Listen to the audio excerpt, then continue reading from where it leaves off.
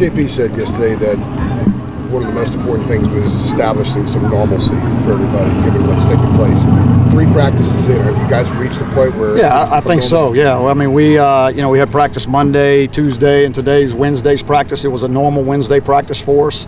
We'll go into our normal routine on Thursday and Friday. So I do feel like that we're back. You know, guys are back in class. They're doing all the things that they've got to do. So it is a normal time. It is a normal day now.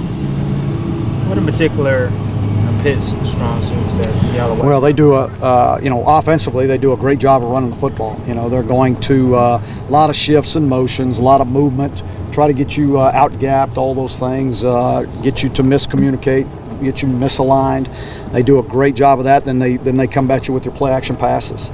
You know, defensively, I mean, Pat's always had great defenses. I mean, he's gonna, you know, he's always got a great blitz package on 3rd downs. He's gonna do everything he can to stop the run and then make you throw the football. Larry, backup quarterbacks are always a fan favorite. Are Cade or Jace far enough along in their development to really contend for a starting job at this point? They're both coming along. I mean, whether or not I'd say they're ready to be a starter right now, but they're both coming along. They're both getting better each week, you know, and they're both showing that they're capable of making plays for us. I'm sure there'll be some questions about Chaz next week, so I'm going to get ahead of the news. How's Chad kind of doing right now as in the role he has with this team? He's doing great. He's doing a great job. He's working on the scout team against the defense and giving them a great look every day. You said Monday that your team did need to turn having last week with no game into an advantage. Have you seen your guys do that in any ways this week, and if so, how? Yeah, I mean, that's what we talked about when we got back, that we were going to take that break and we were going to turn it into the start. I mean, a 9-game season that we get to start it from now. And our guys have had a great attitude, the way they came out Monday, Tuesday, and today.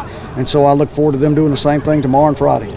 Based off of what you know, what you see in practice, do you feel like this game is kind of like will determine whether who may start at quarterback? Well, I mean,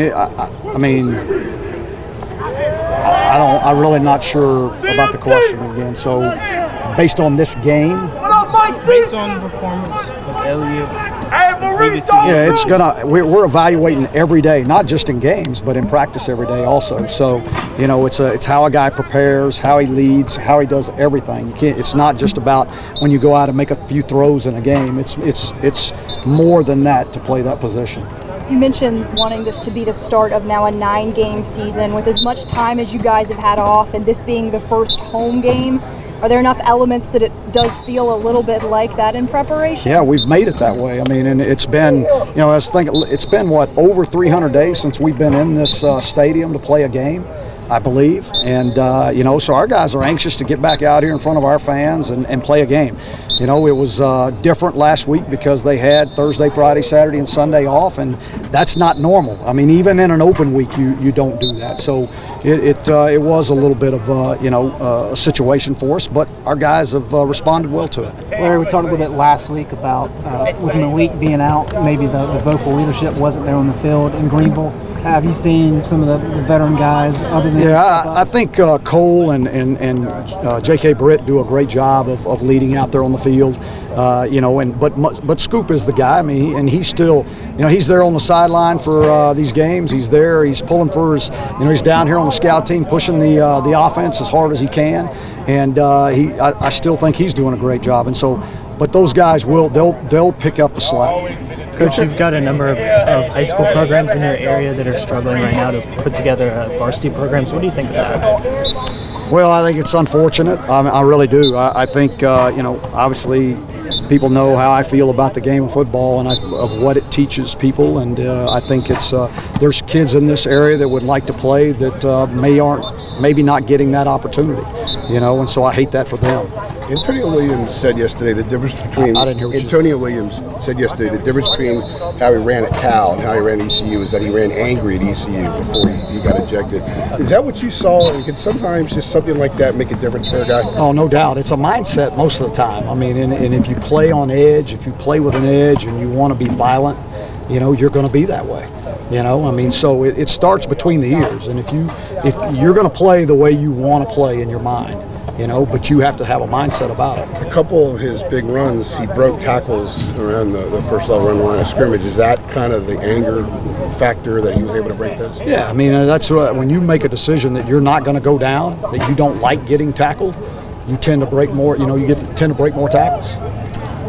Cade Fortin in particular, what have you seen? How have you seen him develop in practice? Oh, he's much more comfortable with what's going on out there. You know, I mean, in the spring, I mean, in fall camp, it was still, you know, kind of things were happening fast. Things are slowing down for him. He's starting to understand it. He's got a better feel for it. Some pictures circulating on social media with you lifting the water, put in the trailer.